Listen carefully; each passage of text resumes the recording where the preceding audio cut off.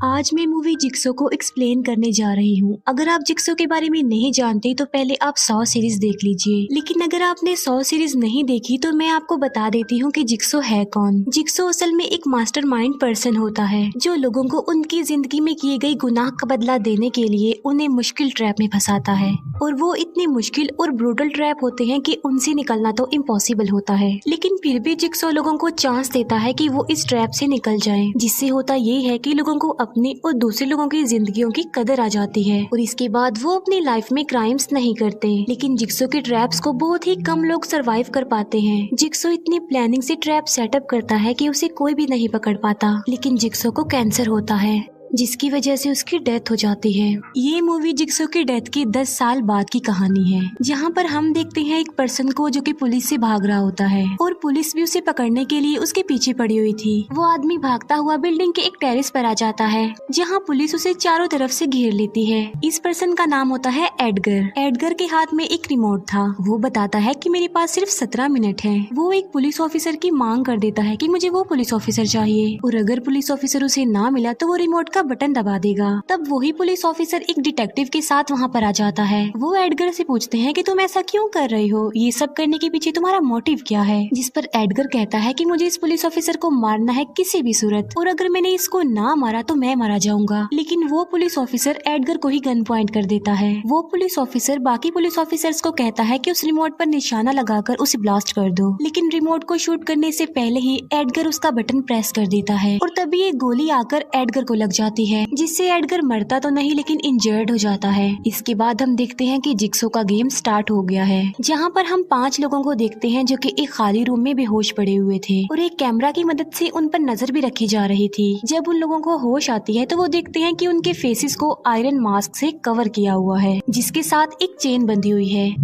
और चेन की दूसरी साइड सामने डोर से कनेक्ट थी, और उस डोर पर तेज धार वाले ब्लेड्स लगे हुए थे। तभी वहाँ पर लगा स्पीकर ऑन हो जाता है, और एक पर्सन डरावनी आवाज में बोलता है कि इन 5 ने अपनी जिंदगी में बुरे काम किए हैं, जिसकी वजह से वो आज यहाँ पर लाए गए हैं। इस गेम से बचने का उनके पास सिर्फ एक ही सोल्यूशन है, सिर्फ सच बोले और अपने गुनाह को एक्सेप्ट कर ले।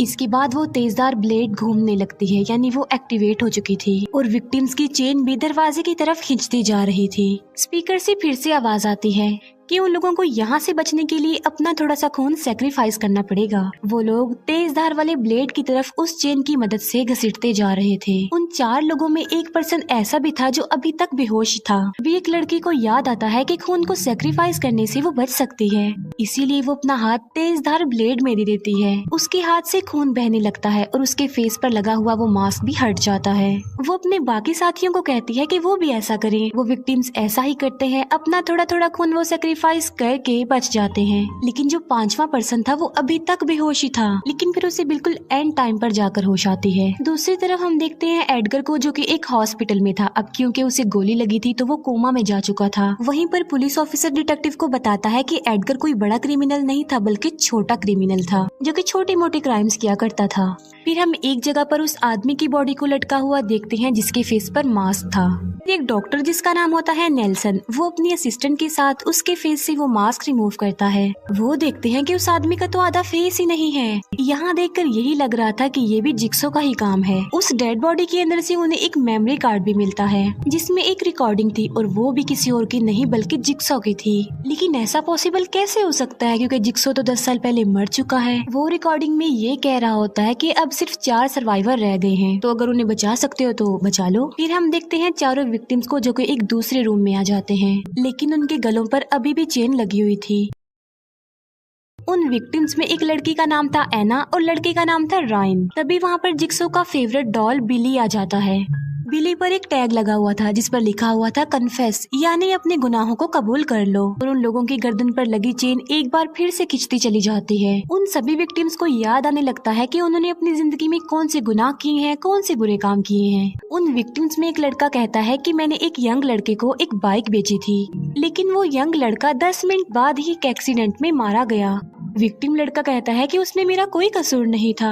विक्टिम एना बोलती है कि मेरा बच्चा मर गया क्योंकि उसका बच्चा सोते सोते उसके हस्बैंड के नीचे आकर दबने से मर गया। जिस लड़के ने बाइक सेल की थी उसे बिली डॉल के पास से एक टेप मिल जाती है। जब उस टेप को प्ले किया जाता है तब जिक्सो बताता है कि तुम में से कोई एक ऐसा भी है जो चोर है, और उस चोर ने एक लेडी का पर्स चुराया था और वो लेडी अस्थमा की पेशेंट थी जिसे पंप टाइम पर ना मिलने की वजह से वो मारी गई, और वो चोर उस लेडी को वहीं पर मरता हुआ छोड़कर वहाँ से चला गया। जिक्सो कहता है कि मैंने उस चोर की बॉडी में एक खतरनाक जहर इंजेक्ट कर दिया है, और उनके सामने 3 इंजेक्शन लगाए गए थे। तीनों में से एक इंजेक्शन में उस जहर की वैक्सीन थी, जबकि एक इंजेक्शन में खतरनाक किस्म का केमिकल था और तीसरे इंजेक्शन में था एसिड। तभी उनमें से एक लड़की अपने गुनाह को कबूल करती है कि मैंने ही उस लेडी का पर्स चुराया था। उस लड़की को कहा जाता है कि वो एक इंजेक्शन को चूज करे, और अगर वो ऐसा नहीं करेगी तो उसके बाकी साथी भी मारे जाएंगे। डर कर रायन उस लड़की को कहता है कि जल्दी से एक इंजेक्शन चूज करो और इसे लगा लो। उन इंजेक्शन पर कुछ नंबर लिखे हुए थे। जब वो लड़की कोई एक इंजेक्शन चूज नहीं करती तब रायन तीनों इंजेक्शन ही उसे लगा देता है। तब एसिड और खतरनाक किस्म के केमिकल के आपस में रिएक्शन की वजह से वो लड़की मारी जाती है। बाकी साथियों के गले की चेन्स खुल जाती हैं। वो दिखते हैं कि इंजेक्शन पर लिखे गए नंबर असल में एक कोड है जो कि अगले रूम के डोर के कोड्स थे। पासवर्ड एंटर करने के बाद वो डोर ओपन हो जाता है। फिर वो लोग एक रूम में आ जाते हैं। एना वहाँ पर चिल्ला रही होती है कि मेरे हस्बैंड के गुनाह की सजा मुझे क्यों दी जा रही है। वहाँ पर रायन भी इस बात को एक्सेप्ट कर लेता है कि मैं भी बचपन से ही गलत काम करता आ रहा हूँ, इवन मैं अपनी वाइफ को भी धोखा दे रहा हूँ। तभी रायन को एक दरवाजा दिखाई देता है जिस पर लिखा हुआ था नो एग्जिट, लेकिन रायन इन वर्ड्स को इग्नोर करके उस डोर के अंदर चला जाता है, और वहाँ जाते ही उसका पाँव एक ट्रैप में फंस जाता है। ट्रैप के नीचे लोहे की वायर्स लगी हुई थी। वहीं पर जिक्सो की एक टेप भी होती है जिसमें जिक्सो कहता है कि तुमने रूल तोड़ा है। वहाँ पर लिखा हुआ था नो एग्जिट, तुम फिर भी अंदर आ गए, इसीलिए तुम्हें तुम्हारे किए की पनिशमेंट तो मिलेगी ही। दूसरी तरफ डॉक्टर नेल्सन और उसकी असिस्टेंट डेड बॉडी को चेक कर रहे थे। उन्हें उस डेड बॉडी में से एक ऐसा वायरस मिलता है जो कि पिग्स में पाया जाता है।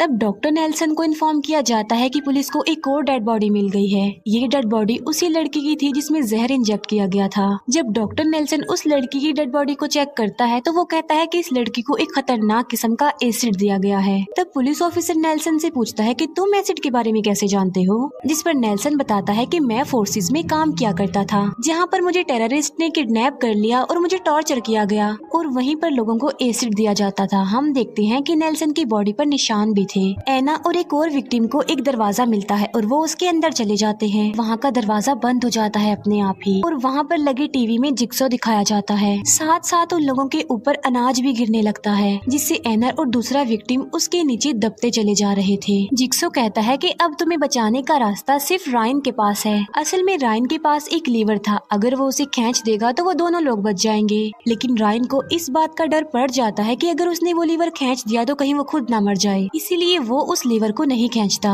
एना और वो दूसरा विक्टिम गले तक अनाज से दब जाते हैं और उनके ऊपर तेज धार वाली चीजें आकर गिरना शुरू हो जाती हैं, जिसकी वजह से वो दोनों इंजर्ड भी हो जाते हैं। और फिर रायन लीवर खींच ही देता है, जिससे उसकी टांग के पास लगी हुई वायर उसकी टांग में घुस जाती है और रायन की टांग 3 हिस्सों में कट जाती है।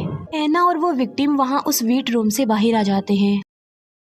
पुलिस ऑफिसर डॉक्टर नेल्सन को कहता है कि तुम्हारी असिस्टेंट काफी अरसे से जिक्सो की वेबसाइट पर रिसर्च कर रही है, जो कि काफी अजीब बात है, इसीलिए वो कहता है कि हमें उस पर शक है। रिपोर्ट में बताया जाता है कि मरने वालों के नाखून में से जो खून के सैंपल निकले हैं वो जिक्सो के खून के सैंपल से मैच हो गए हैं, और वो रिकॉर्डिंग भी जिक्सो की अपनी ही है। डॉक्टर नेल्सन अपनी असिस्टेंट को बताता है कि पुलिस का शक तुम्हारे ऊपर है। डॉक्टर नेल्सन की असिस्टेंट उसे अपने एक स्टूडियो के बारे में बताती है, जो कि उसका एक खास किस्म का स्टूडियो था। वो डॉक्टर नेल्सन को वहाँ पर ले जाती है, मगर वो ये बात नहीं जानते थे कि उन पर डिटेक्टिव नजर रख रहा है। अपने स्टूडियो में जाकर डॉक्टर नेल्सन की असिस्टेंट उसे कहती है कि मैं जिक्सो की काफी बड़ी फैन हूँ, मैं उससे काफी इम्प्रेस हूँ, इसीलिए जिक्सो की किलिंग के टूल्स को रखना मुझे काफी पसंद है। डिटेक्टिव उन दोनों को फंसाने के लिए बाकी टूल्स के साथ उनकी पिक्चर खींच लेता है। एक विक्टिम लड़के को फिर से एक टेप मिलती है। जब वो विक्टिम लड़का उस टेप को प्ले करने के लिए बटन दबाता है तब वो रस्सी के सहारे उल्टा लटक जाता है। जिक्सो की रिकॉर्डिंग भी प्ले हो जाती है। जो लड़का उल्टा लटका होता है वो उसे कहता है कि तुमने अपने गुनाह को बेशक एक्सेप्ट किया है, लेकिन तुमने अपने आधे गुनाह को एक्सेप्ट किया है, आधे को छुपा लिया है। जिस लड़के को उसने अपनी बाइक सेल की थी उसे ये नहीं बताया था कि उस बाइक के ब्रेक्स ही नहीं है, और ब्रेक ना होने की वजह से उस लड़के का एक्सीडेंट हुआ और वो मरने वाला लड़का कोई और नहीं बल्कि जिक्सो का नेफ्यू था। फिर वही विक्टिम लड़का एक ब्लेड मशीन में चला जाता है और वो उसी लड़के की बाइक से कनेक्टेड थी। उस ब्लेड मशीन को रोकने के लिए उसकी ब्रेक को प्रेस करना होगा, लेकिन वो ब्रेक काफी एंड पर लगी हुई थी। एना उस विक्टिम लड़की को काफी बचाने की कोशिश करती है, लेकिन उसकी बॉडी के टुकड़े टुकड़े हो जाते हैं। फिर हमें उस हॉस्पिटल का सीन दिखाया जाता है जहाँ पर एडगर एडमिट था, लेकिन एडगर वहाँ पर था ही नहीं, जिस पर मीडिया पुलिस से जिक्सो के मरने का प्रूफ मांगती है और पूरी मीडिया के सामने पुलिस जिक्सो की कब्र खुदवाती है और जिक्सो की कब्र में एडगर की डेड बॉडी मिल जाती है और ये इस बात की तरफ इशारा था कि जिक्सो अभी भी जिंदा है, इसीलिए वो लोगों को अभी भी मार रहा है। पिक्चर्स को देखते हुए पुलिस नेल्सन के असिस्टेंट को पकड़ने के लिए उसके स्टूडियो में जाती है, जहाँ पर उन्हें काफी कटी हुई एक डेड बॉडी मिलती है जिस पर लिखा हुआ था कि अब सिर्फ 2 ही सर्वाइवर रह गए हैं। इसके बाद डिटेक्टिव डॉक्टर नेल्सन को अरेस्ट करने के लिए चला जाता है, क्योंकि डॉक्टर नेल्सन भी तो उस वक्त अपनी असिस्टेंट के स्टूडियो में ही था। डॉक्टर नेल्सन डिटेक्टिव को कहता है कि मुझे वो पुलिस ऑफिसर फंसाने की कोशिश कर रहा है, क्योंकि वो पुलिस ऑफिसर खुद मर्डर्स करके मेरे ऊपर ब्लेम कर रहा है और उसी पुलिस ऑफिसर ने एडगर पर भी गोली चलाई थी। तब एडगर के डेड बॉडी से मिलने वाली बुलेट को एग्जामिन किया जाता है तो वो गोली उस पुलिस ऑफिसर की गन से मैच हो जाती है।